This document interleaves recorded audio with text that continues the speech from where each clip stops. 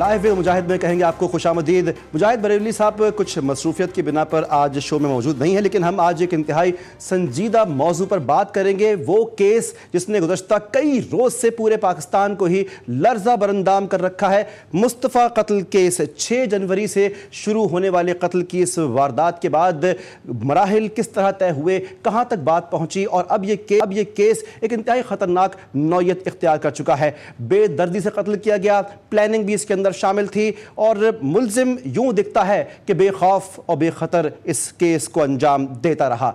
मुस्तफ़ा कत्ल केस के हवाले से हमारे साथ बात करने के लिए हमारे नुमाइंदे ज़ुहैब जिए-जा मौजूद हैं, जो कि इस केस पर मुस्तकिल अपनी तहकीकात को जारी रखे हुए हैं, मुस्तकिल इस पर हक़ाइक़ सामने लाते जा रहे हैं। 6 जनवरी के बाद अब तक 29 से 30 दिन का वक्त गुजर चुका है। मुस्तकिल GTV न्यूज़ इसके बारे में बात कर रहा है, इस पर खबरें ला रहा है। मुस्तफ़ा कत्ल केस कैसे अंजाम दिया गया, इसके ऊपर क्या क्या तहकीकात अब तक हो चुकी हैं, पुलिस को किस तरह से चकमा दिया गया है और कैसे कानून नाफिज करने वाले इदारे कई मरतबा इस केस में बेबस दिखाई दिए, कई पुलिस एहलकार केस से हटाए भी गए। इन सब बातों पर अपनी GTV की तरफ से जो तमाम तर कवरेज है उसके हवाले से हम करेंगे। कत्ल में तफ्तीश कहाँ तक पहुँची है, बात अब कहाँ पर आके रुकी है और अब इस केस में मजीद क्या होने जा रहा है, ये सब देख लेते हैं। आज एक्सक्लूसिवली इस पर बात करेंगे। हमारे साथ ज्वाइन करेंगे हमको इस बातचीत में नुमाइंदा GTV न्यूज़ ज़ुहैब जिए-जा, जो कि इस केस पर मुस्तकिल अपनी रिपोर्टिंग को जारी रखे हुए हैं। ज़ुहैब, 6 जनवरी से लेकर अब तक मुस्तफ़ा कत्ल केस से पूरे पाकिस्तान की तवज्जो का मरकज़ बना हुआ है। हाई प्रोफाइल केस है, लेकिन गुत्थी सुलझने के बजाय मजीद उलझती जा रही है। क्या कहेंगे इस हवाले से, अभी तक आज क्या मजीद इंकशाफात हुए हैं?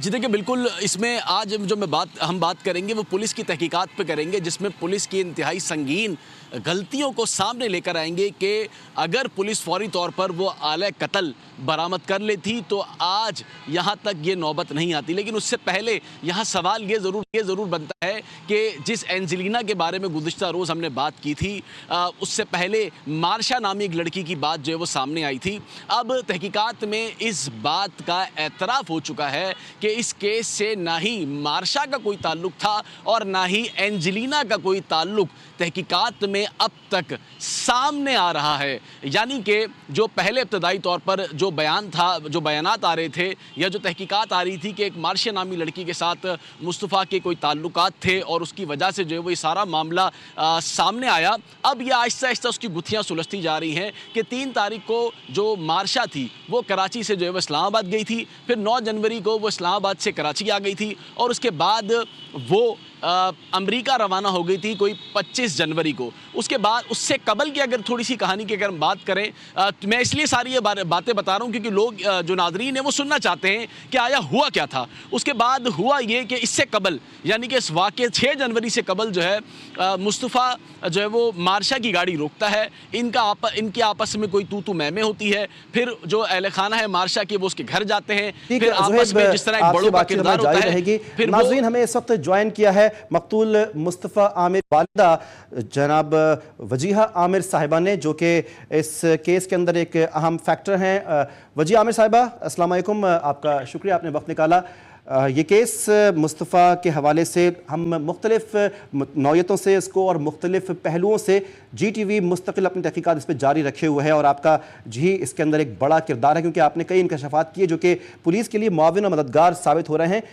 बताएंगे क्या कि इस वक्त केस के हवाले से तफ्तीश जहां तक पहुंची है, आप मुतमईन हैं इससे? अभी जो तफ्तीश हो रही है, जी हाँ जी, कोई काम हो रहा है, रिमांड हुआ है, एक उसका कॉम्प्लेक्स जो है वो पकड़ा गया है, फिर हमारे पास एविडेंसेस आ गए हैं। सबसे बड़ी बात कि अरमगान का रिमांड मिला। ठीक, ये बताइएगा कि कारकर्दगी जो पुलिस ने इस पे दिखाई है उसके हवाले से आप मुतमईन हैं? जो गुजर गया वो गुजर गया, अब उससे क्या मैं बात कर सकती हूँ, जो हो गया अब वो हो गया। अब हम करंट सिचुएशन पे बात करते हैं। बिल्कुल ठीक है। और जिस तरह के इस के हवाले से आपने अपना वीडियो भी जारी किया था कि आपको शक है कि इसमें अरमगान और शिराज के अलावा भी कोई थर्ड पर्सन मुलव्विस है, क्या लगता है आपको कि एंजिला ने ही? इसमें स्पेकुलेशन ये है कि तब ये लोग बोल रहे थे कि under the influence of drugs शायद इस लड़के ने किया, बट आई से कि और इसने under the influence of drugs ऐसा कुछ नहीं किया. It was a deliberate planned act. That's how he went with Mustafa. And उसी तरह से वो जो एक सिंध से लेके बलोचिस्तान गाड़ी लेकर गया है, वो एक नशे वाला आदमी नहीं लेकर जा सकता. इस वजह से मैं स्पेकुलेट कर रही थी. ठीक है, क्योंकि बिल्कुल. बार बार इसमें नशे का जो एक एस्पेक्ट डाल रहे थे, मुझे है कि नहीं वो नशे में नहीं था. मैं सिर्फ ये बोल रही थी it's a deliberate plan act. अगर आप नशे का बोल रहे हो तो फिर कोई और साथ होगा, अगर आप नशा भी नहीं है. बिल्कुल ठीक है, आपका कहना बिल्कुल हमें समझ में आ रहा है कि आप कहती हैं कि इसमें accomplice of crime, there is somebody who is accomplice of crime, it's not just him alone. Shiraz is an accomplice ना. ठीक है, और आपने ये जो कहा कि इसमें वो नशे के अंदर वो नहीं था, अगर वो गाड़ी लेकर गया और अगर नशे में था तो वो वहाँ तक नहीं पहुँच सकता. फिर सवाल ये पैदा होता है कि अब शक जाता किस पर है, कौन और हो सकता है? जी, इसमें कोई लड़की नहीं हो सकती है. सिंध से बलोचिस्तान गाड़ी चला के जो आप ये लोग बात कर रहे हैं उसमें कोई लड़की जाहिर नहीं हो सकती है. लेकिन अगर कोई है तो कोई पावरफुल चीज होगा. अगर वो नहीं है तो ये नशे में नहीं थे, ये डिलिबरेटली प्लान था. ठीक है, और हम हमेशा जब ये इन्वेस्टिगेशंस मैडम जब होती हैं तो वजिया साहिबा हम ये देखते हैं लाजमी है कि किसी भी क्राइम के बाद में उसका बेनिफिशियरी कौन है उस क्राइम का. सो आपको क्या लगता है कि इस लड़के के साथ में जो कुछ भी हुआ आपके, इसमें बेनिफिशियरी कौन दिखता है इस कत्ल का? कोई बेनिफिशियरी नहीं है. ये it was total an act of jealousy from building up from many factors. ये 28 साल का लड़का है जो अपने पावर से, अपने पैसे से, अपने 20-30-40 गार्डों के साथ, बड़ी बड़ी गाड़ियों के साथ अपना एक सबको इन्फ्लुएंस करने की कोशिश करता है. मेरा बेटा इसके अंडर नहीं आता था, इसकी डोमिनेशन नहीं लेता था. उसका एक अपनी एक फैन फॉलोइंग थी, उसका एक अपना क्राउड था, एक अपना एक उसका जगह थी बच्चों में. और वो इसकी आपकी उर्दू लैंग्वेज में जो कहते हैं कि इसके प्रेशर में नहीं आता था, इसके रोब में नहीं आता था, वो इसको बर्दाश्त नहीं था. जो झगड़े वगैरह जो थे, जो मैं पहले भी बयान कर चुकी हूँ बहुत सारे बयानों में, ये जो झगड़ों के में चलते इसके अंदर जो नफरत इसने पाल रखी थी मेरे बेटे के लिए, ये उस दिन इसका नतीजा इसने निकाला. बिल्कुल. और वजिया साहिबा ये भी हमारे पास सोर्सेज बता रही हैं कि मुस्तफ़ा ने क्या मार्शाई गाड़ी को रोका था, क्या ऐसा कोई वाक़या पेश आया था? जी मुझे नहीं पता, ये बातें मुझे नहीं, मेरे नॉलेज में नहीं है. अच्छा, तो आप लोग मुझे घर पे आके ये पूरा कोई किस्सा सुना दीजिएगा. बिल्कुल, क्योंकि ये बात इस तरह सोर्सेज में आ रही है कि किसी लड़की की गाड़ी रोकी गई, उस लड़की से कोई बातचीत की गई, इस तरह सोर्सेज बता रही हैं. तो हमने आपसे पूछना मुनासिब समझा कि हम आपसे पूछें कि इस बारे में आपके पास अगर कोई नॉट इन माय नॉलेज. तो ऐसा कुछ हुआ है कि माशा या किसी ऐसी लड़की के वालिदैन आपके घर पे आए हों, उन्होंने आके कोई बात की हो? नहीं, मेरे ऐसा कुछ नहीं हुआ. ठीक, हमारे साथ वजिया आमिर साहिबा मौजूद हैं, मुस्तफ़ा की वालदा मकतूल मुस्तफ़ा के केस के हवाले से हम उनसे कुछ मालूमात चाह रहे थे. ज़ुहैब जिएजा हमारे नुमाइंदे हमारे साथ लाइन पे मौजूद हैं. ज़ुहैब, स्पेकुलेशंस वजिया आमिर साहिबा जो हैं वो पेश कर रही हैं कि उन्होंने स्पेकुलेट किया था कि ऐसा भी हो सकता है. गाड़ी के वहाँ तक पहुँचने पर वो मुसर हैं कि ये गाड़ी जो है वो अनअसिस्टेड, यानी किसी की मुआवनत के बगैर वहाँ तक नहीं पहुँच सकती. ज़ुहैब, क्या कहेंगे इस बारे में?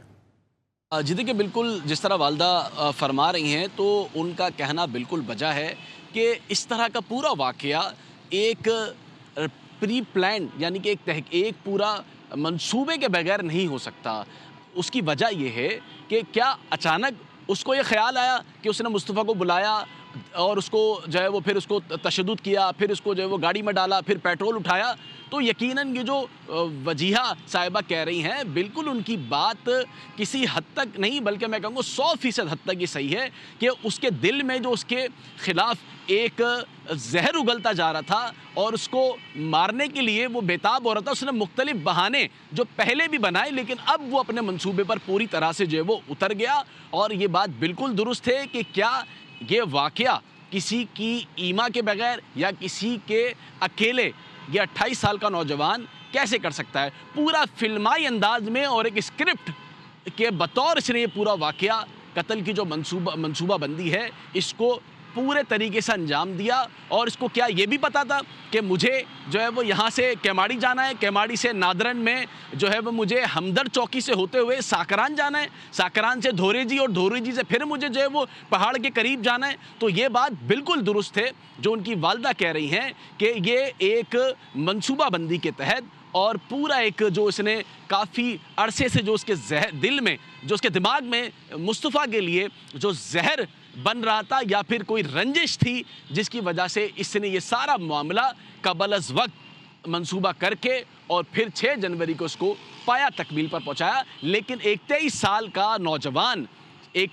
का नौजवान मुस्तफ़ा, उसे इतनी बेदर्दी से इस मुलजिम ने कत्ल किया है, इस सफाकी से किया है कि इसकी दूसरी मिसाल कराची में इस तरह के वाक़े की नहीं मिलती है। यानी कि इससे कबल इस तरह का वाक़या सामने नहीं आया। बेशुमार और वाक़यात ज़रूर हुए लेकिन इतना मंसूबाबंदी से और इस तरह उसको करके जैसे कोई हॉलीवुड की सस्पेंस और थ्रिलर मूवी देख रहे हैं कि हर कदम पर एक सस्पेंस है और हर कदम पर एक थ्रिलर है। और यही वजह है कि पुलिस भी यहाँ पहुँचते उसको भी काफ़ी वक्त लग गया। लेकिन जो संगीन नौयत की गलती की मैं आपको बात बता रहा था, जो तहकीकात में सामने आई है, वो ये है कि जिस दिन अरमुगान घर पहुंचा और पुलिस सर्च वारंट लेकर गई, तो उस दिन जब पुलिस के साथ इसका मुकाबला हुआ, तो मुकाबले के बाद जब इसे पकड़ लिया तो वहाँ से उस वारदात वाले मकाम से पुलिस को वो लोहे की रॉड मौजूद पड़ी हुई थी। लेकिन पुलिस को ये नहीं पता था, फॉरेंसिक की टीम को ये नहीं पता था कि ये जो इस वक्त आला कत्ल पड़ा हुआ है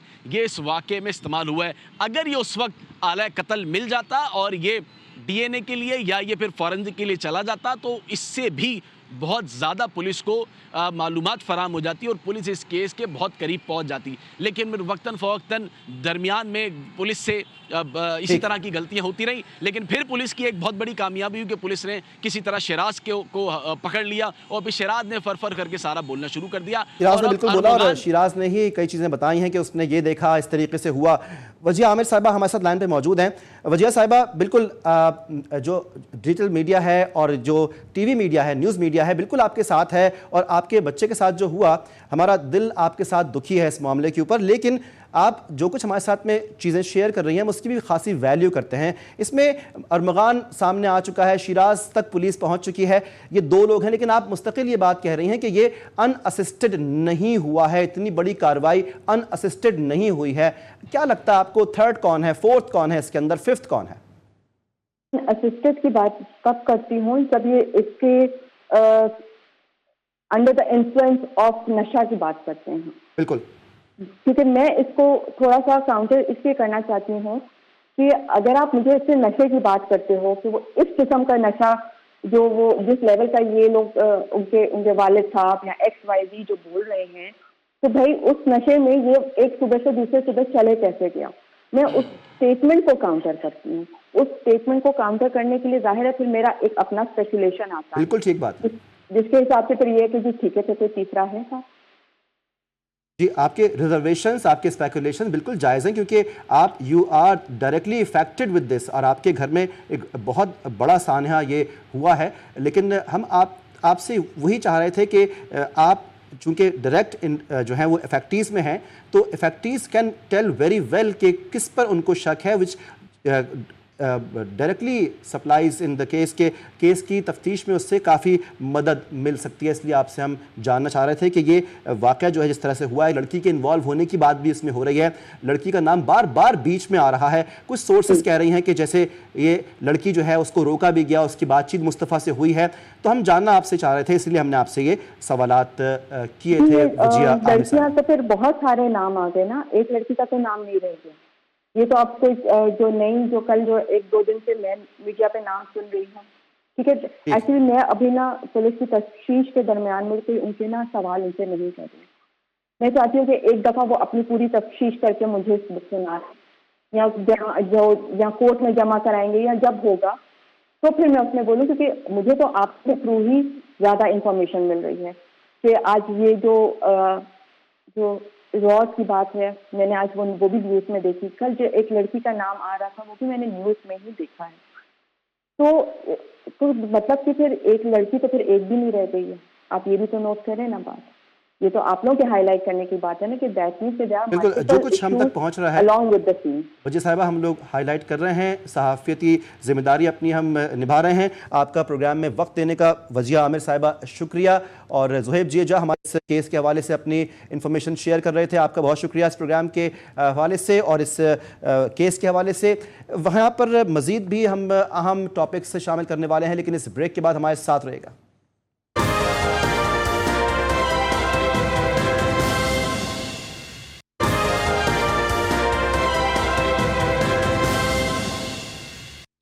ब्रेक के बाद वेलकम बैक कहेंगे आपको और एक और अहम मौजू के ऊपर बात करेंगे। बात है अब कराची में वो लोग जो सड़कों पर मारे जा रहे हैं। क्या हो रहा है कराची की सड़कों पर, और इस दफ़ा जो लोग मारे जा रहे हैं वो डंपर्स की वजह से। ये डंपर्स किसी भी मोड़ किसी भी जगह किसी भी इंटरसेक्शन के ऊपर बेदरेग दौड़ते भागते किसी को भी कुचल डालते हैं। और इसके बाद नौबत यहां तक पहुंची है कि रवां साल यानी 2025 में 119 अफराद डंपरों से कत्ल हो चुके हैं, मारे जा चुके हैं। हम इसको इसीलिए कत्ल कहेंगे क्योंकि अगर ट्रैफिक हादसे में जो रेकलेस ड्राइविंग या नेग्लिजेंस है वो कत्ल के ज़ुमरे में आती है। जामा होने वालों में 87 मर्द शामिल हैं, जबकि 16 खवातीन, 12 इसमें बच्चे और 4 बच्चियां शामिल हैं। ये लोग क्यों मारे गए इन सड़कों के ऊपर कोई पूछने वाला नहीं है। डंपर का ये खूनी खेल जारी है और अब इसके बाद अवामी रद्द-ए-अमल भी अगर हम देखें तो पहले लोग रिपोर्ट कर रहे थे, शोर कर रहे थे, उसके बाद में लोगों ने डंपर्स जलाने फूंकने शुरू कर दिए, कहीं टैंकर तो कहीं डंपर। लेकिन सारे इक़दाम, सारी बातचीत के बाद भी मामला रुकने में नहीं आ रहा। रोजाना एक खबर आती है, कभी किसी इंटरसेक्शन पे, कभी किसी रोड पे, कभी किसी जगह के ऊपर कोई डंपर किसी ना किसी मासूम बेगुनाह शहरी को कुचल डालता है। लॉज मौजूद हैं, रेगुलेशंस मौजूद हैं, सब चीज मौजूद है, लेकिन उसके बाद भी ये डंपर्स लोगों को कुचलने से, उनकी जान लेने से बाज नहीं आ रहे। बल्कि एक वाकया कराची में ऐसा भी हुआ कि पूरी फैमिली ही इसके अंदर जो है वो डंपर में कुचली गई। हमें इस वक्त ज्वाइन कर रही हैं तर्जुमान सिंध हुकूमत जनाब समज़ाल सैयद साहिबा, जो कि तर्जुमान है सिंध हुकूमत की।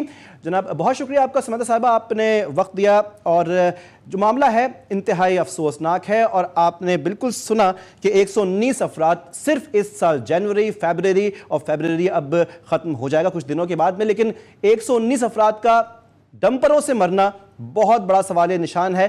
क्या हो रहा है? Thank you very much. बिस्मिल्लाहिर्रहमानिर्रहीम। पहले तो सिंध गवर्नमेंट इस पे बहुत सीरियस है, बहुत सीरियस जो है इक़दामात लिए गए हैं, एडमिनिस्ट्रेटिव इक़दामात लिए गए हैं, क्योंकि एक भी जान का नुकसान जो है सिंध गवर्नमेंट के लिए बहुत सीरियस है। आपने देखा होगा कि अभी कुछ दिनों पहले जो है वो एक मुश्तरका कंसेंसस से भी all political parties, all stakeholders जो हैं वो साथ बैठे हैं और इसको पॉलिटिसाइज ना किया जाए, इसको एक एडमिनिस्ट्रेटिवली सॉल्व किया जाए। उस पर सीनियर मिनिस्टर शर्जील इनाम मेमन हों या होम मिनिस्टर हों और सीएम सिंध ने इन सारे हादसात का, जो बहुत ही अनफॉर्चुनेट हादसात हैं, उनका नोटिस भी लिया था और उसके बाद ही गवर्नमेंट जो है वो उन्होंने अपनी जो हरकत थी वो तेज कर दी थी। जहाँ पे फिटनेस की बात थी, वो ड्रम्पर्स, ट्रॉलर्स या जो भी हैवी व्हीकल्स थी, उनकी फिटनेस चेक, उनकी रजिस्ट्रेशन, बहुत सारे ऐसे पॉइंटर्स जो कि गवर्नमेंट ने लिए हैं। आपने देखा होगा कि पूरे कराची में, पूरे सिंध में जो है वो रोड्स के ऊपर जो है स्नैप चेकिंग भी कर दी है। पहले हमारे पास एक कोर्ट की तरफ से एक ऑर्डर था जिसमें सिर्फ एसेंशियल आइटम्स, और उसको जो है ये लेजिस्लेशन जो है वो सिंध गवर्नमेंट ने ही की थी कि हैवी ट्रैफिक को, हैवी व्हीकल्स को वो शहर के अंदर जो है वो जो टाइमिंग है उसकी चेंज की जाए, ताकि जो हैवी ट्रैफिक वाला टाइम होता है उस वक्त ये हैवी तुम्हारा व्हीकल्स जो साहिबा है शहर शर्जील के इनाम अंदर मेमन ना साहब आए। ने टाइमिंग के हवाले से बात की है, टाइमिंग की रेगुलेशन मौजूद है। शर्जील साहब इस बारे में बात कर चुके हैं। फिटनेस की बात हुई, गाड़ियों की फिटनेस भी अगर ठीक है, लेकिन वो टाइमिंग कंट्रोल नहीं होगी, वो अवामी औकात के अंदर शहर में दंदनाएंगे, रेकलेस ड्राइविंग करेंगे, इस पर कोई ब्लॉकेड कैसे आएगा? देखिए, ये एडमिनिस्ट्रेटिव इशू है, जैसे मैंने आपको कहा, इसके ऊपर सख्ती जो है सिंध हुकूमत की तरफ से वो हो गई है। हमारे पास ट्रैफिक की नफरी कम थी, लेकिन होम मिनिस्टर साहब ज़ियाउल अंजार ने जो है पुलिस को भी ये वो किया है, पाबंद किया है कि वो अपने जो ठीक है। इलाके हैं, लोकल पुलिस भी जो है वो हेल्प करेगी ट्रैफिक पुलिस को, ताकि कोई भी कानून ना तोड़े, वो ट्रैफिक के कानून की वायलेशन ना करे। आपने देखा होगा कि जो भी ये ज़्यादातर जो इंसिडेंट्स हुए हैं, वो जो है ट्रैफिक के कवानीन को तोड़ने की वजह से हुए हैं। वो रॉन्ग आपने वे आना हो ये या बताइएगा कि वो बिल्कुल ठीक है, ओवर आपने कहा स्पीडिंग कानून हो की बात या आप वो कर रही कोई हैं, भी ऐसे। ट्रैफिक पुलिस रेगुलेशंस मौजूद हैं, ट्रैफिक पुलिस भी आपने कहा कुछ नफरी कम थी, लेकिन जमात इस्लामी एमक्यूएम आपकी तरफ रुख मोड़ रहे हैं, एडमिनिस्ट्रेटिवली वो आपको कह रहे हैं कि आप लोग जिम्मेदार हैं ये सब कुछ जो हो रहा है। जमात इस्लामी है, एमक्यूएम है, उनका रुख आपकी तरफ है। देखिए, उन्होंने एक तो पहली बात इस मैटर को पॉलिटिसाइज़ तो उन्होंने भी इस बात पे इत्तेफ़ाक किया है उस मीटिंग में, जिसमें सारे स्टेक होल्डर्स मौजूद थे। हम इसको एडमिनिस्ट्रेटिवली सॉल्व करें। इस पे देखिए एक चीज़ नहीं होती, सिंध गवर्नमेंट के साथ-साथ पब्लिक अवेयरनेस भी होती है, पब्लिक की सिविल जो है ड्यूटी भी होती है कि समझता अगर अफजाल आप साहिबा, ड्राइवर्स डंपर लाइसेंस है, एसोसिएशन इस मामले को लाइट ले हमें रही जो है। है देखिए डंपर एसोसिएशन लाइट नहीं, ले रही देखिए है, कह मुझे रहे हैं वो कि गाड़ी कंप्लीट करने निकलेगी, दीजिए। जब डंपर्स हादसात वालों तो ने होंगे। 1 दिन के लिए कराची शहर बंद करने की कोशिश भी की थी, जी, तो वो कह रहे हैं कि इसको सिंध गाड़ी गवर्नमेंट निकलेगी, ने ही हादसात खत्म किया होंगे, वो इस था। बारे में सिंध कूल हैं। गवर्नमेंट कभी भी बर्दाश्त नहीं करेगी कि लॉ एंड ऑर्डर की सिचुएशन को, भले वो आर्सन हो, जलाना-गिराना हो या कराची को बंद करना हो, ये वाले जो कोई भी ऐसे कोई इस तरह से लॉ एंड ऑर्डर को अपने हाथ में लेगा, तो सिंध गवर्नमेंट उसके खिलाफ कार्रवाई भी करती है और कर रही है। आपने देखा होगा कि 15 लोगों को अरेस्ट भी किया गया है जिन्होंने टैंकर्स को जलाया था। क्या आप समझती हैं कि ओवर द नाइट अगर कार्रवाई नहीं की गई, कोई बड़ा कदम नहीं उठाया गया, ये मामला रुकने वाला नहीं है? देखिए, ये रुकेगा अवेयरनेस से। सबसे पहली बात अवेयरनेस हो, जो चेकिंग की बात मिनिस्टर्स ने की, सीएम साहब ने की, हम सबको अपनी रिस्पॉन्सिबिलिटी लेनी चाहिए। वो वो डंपर एसोसिएशन हो, वो ट्रक एसोसिएशन हो, वो जो भी हो, उनको भी अपने ड्राइवर्स लाइसेंस को हमने स्नैप चेकिंग के थ्रू अब ये भी स्ट्रिक्ट मेजर्स ये लिए हैं। एक तो देखिए दूसरे सूबे से भी आते हैं। Karachi is a port city के वो अंदर डंपर जो का है ड्राइवर जो हेवी है, ट्रैफिक मूव वो होता है और उसमें पूरे सूबे से जितने लोग होते हैं, जितने ड्राइवर्स होते हैं, जहाँ वो डिफरेंट ड्राइवर्स लाइसेंस लेकर आते हैं, सिर्फ सिंध के ड्राइवर्स लाइसेंस नहीं होते। हमने ये भी वो किया है कि जितनी भी हैवी व्हीकल्स जो हैं, जो सिंध के अंदर से आएंगी और जाएंगी, एंटर या एग्जिट करेगी, उनको सिंध में रजिस्टर होना पड़ेगा। जो वाटर टैंकर्स हैं, उन वाटर टैंकर्स को हम रजिस्टर भी कर रहे हैं और एक क्यूआर कोड के ठीक थ्रू है। उनको अच्छा रजिस्टर कदम है, किया रजिस्टर जा रहा करेंगे है, उनकी उनको, फिटनेस चेक उनको करी जा रही है। उनको नंबर्ड किया जाएगा, उनको रजिस्टर करेंगे, जी, उनको उनकी टैगिंग सब की कुछ चीज़ होगी। जाएगी आपने उनकी। अवेयरनेस की बात की, समझता अफजाल साहिबा, बिल्कुल आखिरी सवाल आपसे यह है कि इस सब के बाद फिटनेस चेक हो गई, रजिस्टर्ड कर लिया, वो जो डंपर ड्राइवर है जो नहीं अवेयर इस चीज़ से, तालीम भी उसके पास नहीं है, वो मारता है, डंपर से कूदता है, फरार हो जाता है, ये बताइएगा क्या करेंगे उसकी अवेयरनेस का? देखिए, जब स्टेक होल्डर्स सारे बैठे थे, तो ये वाली चीज़ें भी सारी ऑब्वियसली अंडर डिस्कशन आई थी।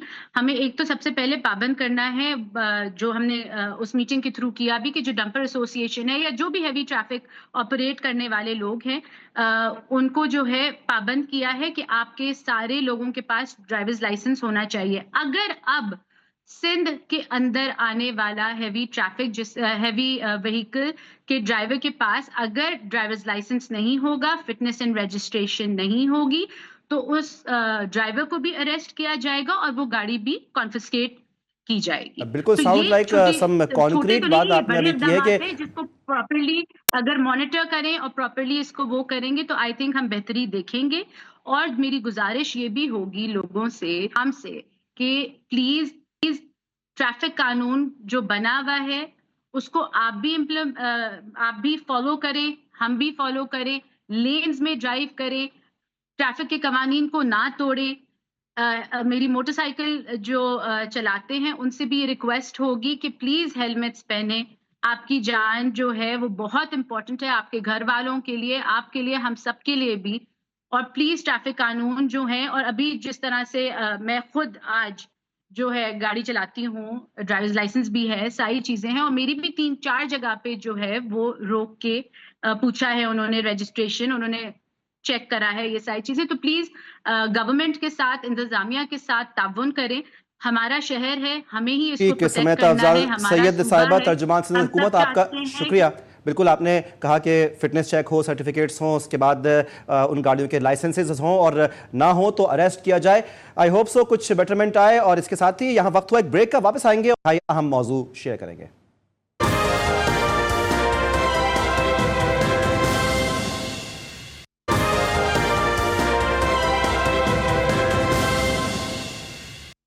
बहुत शोर सुनते थे पहलू में दिल का, जो चीरा तो एक चुल्लू खून निकला। बिल्कुल चैंपियंस ट्रॉफी की बात हो रही है। जोरों शोर के साथ इवेंट स्टार्ट हुआ।